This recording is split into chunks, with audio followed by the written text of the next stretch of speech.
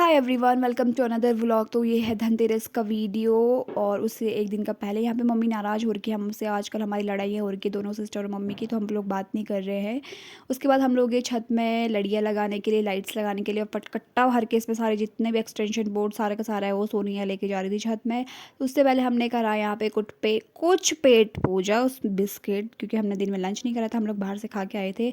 फिर हमारी प्रिपरेशन हुई लाइट्स लगाने की, और हमने सिर्फ छत पे ही की रेलिंग पे ही लगाया। ये नेक्स्ट दिन का वीडियो है। हमको ये फ्रंट पे अपना चाहिए था लाइट्स पूरा, जो हम लगाते ही हैं।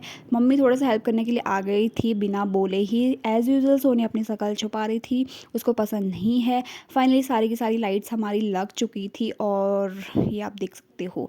फिर मैंने मम्मी से पूछा कि कैसी लग रही है लाइट, और मैं मतलब जानबूझ के चिढ़ा थी, बोला कि ठीक लग रही है, और मुंह बना के चली गई।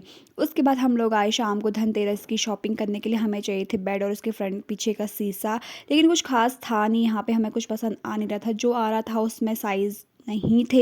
ये वाला देख रही थी मम्मी, इसमें ये तो कुछ बहुत ही ज़्यादा बड़ा था, और हमें सिर्फ सिंगल चाहिए था, और हिसाब कुछ हमारा ढंग से बैठ नहीं रहा, तो हमने कहा बाद में ही लेंगे।